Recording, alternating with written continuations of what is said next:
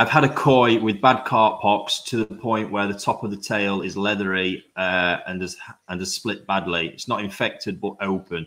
Is it likely to be passed on to others?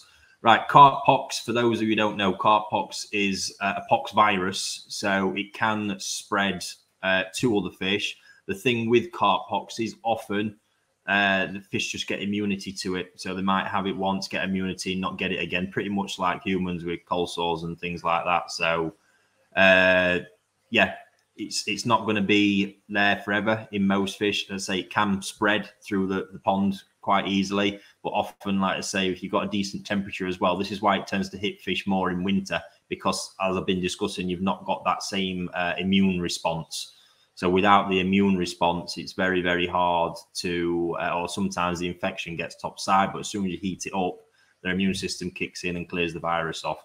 It's not really it's going to cause any serious damage like mortality or anything like that. And in extreme cases, I mean, it's absolutely awful. I've had one fish in all the years that even at 30 degrees in a crazy hot summer, this carp pox wouldn't clear. It was mental. But other than that, it's not dangerous and it will spread, but likely you might not see any symptoms because all that'll happen is they'll get immunity. And like I say, that'll really depend on the time of year as well. So I hope that's helpful for that one.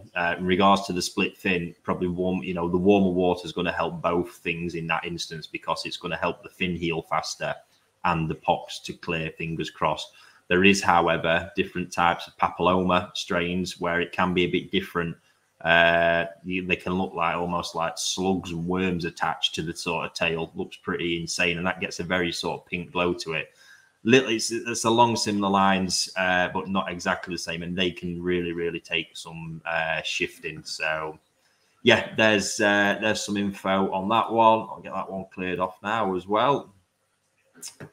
Actually, just seen there from Skeggy, how you doing, buddy? What sort of age do they acquire immunity? It's not really anything to do with age. Obviously, they just need to be exposed to it.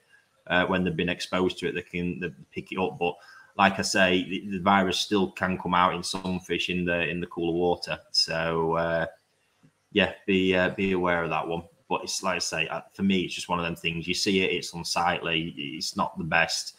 You'd want to try and avoid it, especially in. I have seen it do some damage to colour in some areas sometimes when it's landed on Benny and things like that. So if you've got value, fish that of quality that are important to you, and you don't want to be trashing things like that, then that's why it's better to keep them slightly, not let the pond get super freezing, but a little bit more just to keep more immune response in the fish.